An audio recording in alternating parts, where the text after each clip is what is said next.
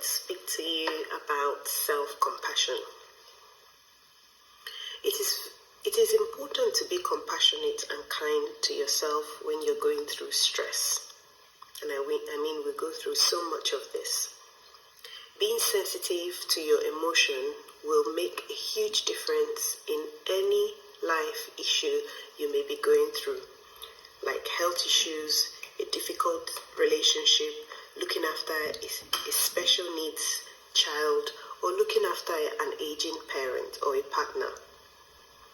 Supporting and speaking to yourself kindly would help you build resilience to get through or manage that difficulty.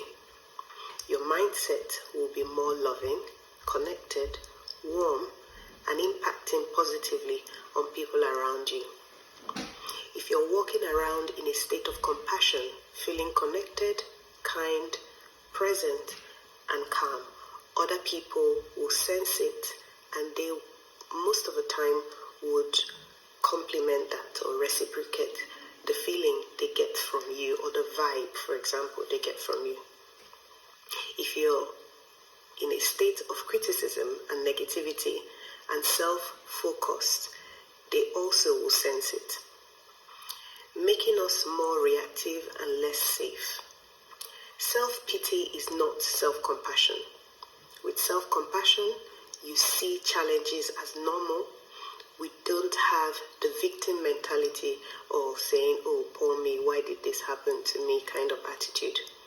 We acknowledge suffering because we know no one is perfect and everyone goes through something in different degrees.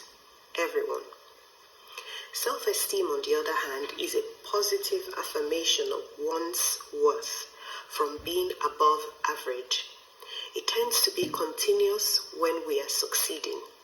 It requires being flawed like everyone else.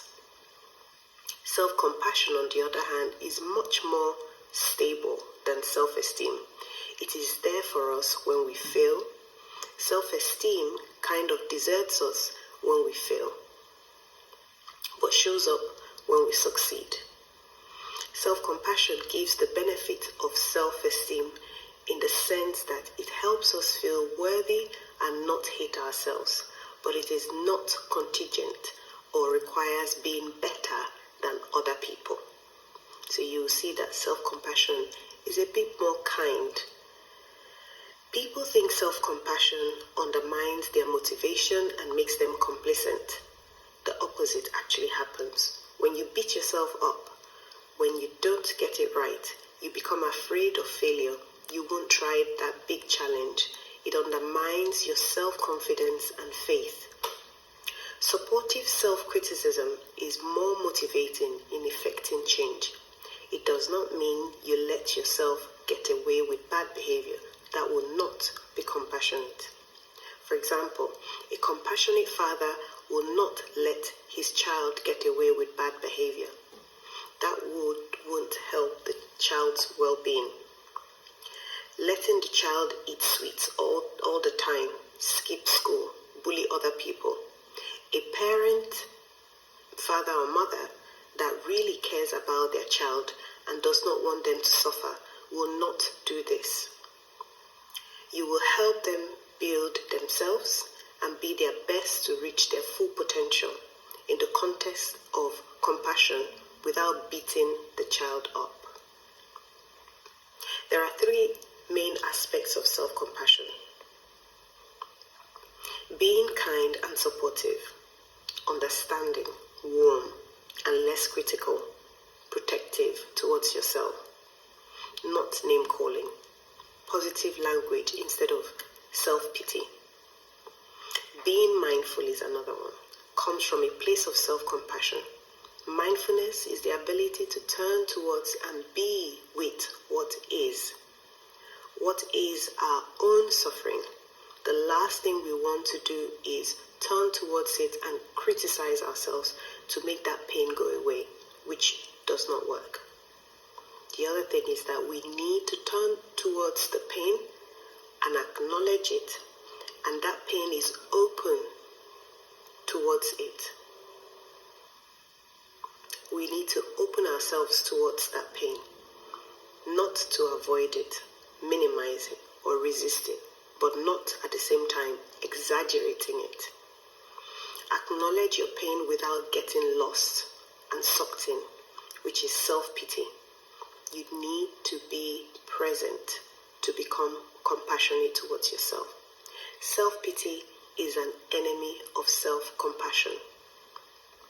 Self-compassion helps us develop discriminating wisdom factor, which helps us work out behavior that are working and those that are not, to promote success instead of self-criticism.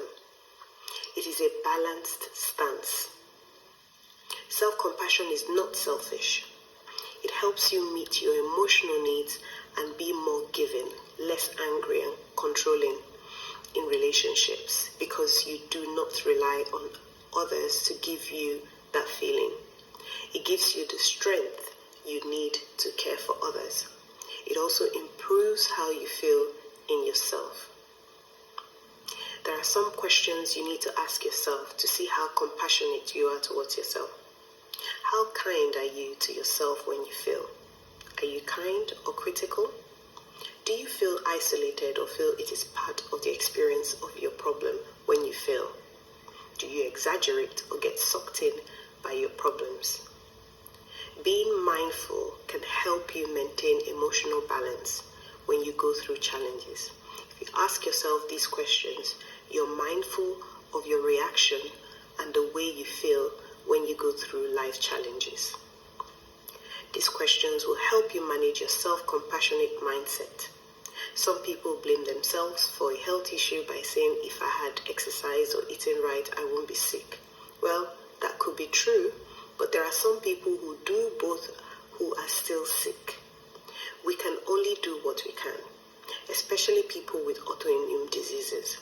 Having a compassionate mindset will help you cope with it on a physiological level. Self-compassion activates the parasympathetic nervous system, which releases oxytocin and opioids, which help us feel safe and calm.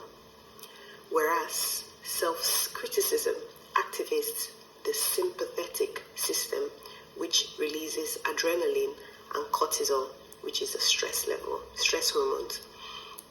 It keeps us in a flight or fight mode, which worsens autoimmune diseases. Self-compassion does not mean you dismiss your suffering. You acknowledge it and remind yourself that it's part of what it is to be human. You cannot heal what you cannot feel. Feel your pain with the support and at a pace you can manage. Crying can be healing. Touch yourself by cupping your face. Hold your hand or give yourself a hug. Remind yourself you care about you with the right language for you. Only say the things you will say to a friend to yourself when you're going through a difficult time. It is tough to be human. We need to learn to open our hearts in the midst of our suffering. It doesn't mean to wallow or complain, but to validate the challenge to enable us develop the emotional resources to deal with it. We need self-compassion to make productive change. Reducing symptoms and reclaiming abilities are joyful life progress, not perfection. You may want to be in remission with your illness, but we must learn to appreciate what we have now and work towards what may come. There are some simple self-compassionate skills you can learn to develop gradually. Check what you say to yourself, your inner dialogue. Touch is a good way of expressing self-compassion. Put your hand on your heart or stomach. Give yourself a hug.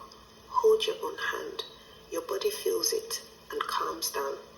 Breathing exercises. For example, breathing in for the count of 4, holding your breath for the count of 7, and breathing out for the count of 8.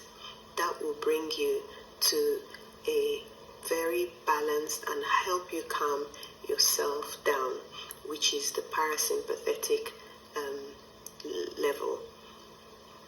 Like a mother holding a child to calm them down. Do that for yourself by doing some of these things. Meditation helps you become mindful, which facilitates self-compassion. All you can do is the best you can. And remember, self-sacrifice takes from self-compassion. It is okay to say no to commitments and expectations at times. I really wish you well on your healing journey.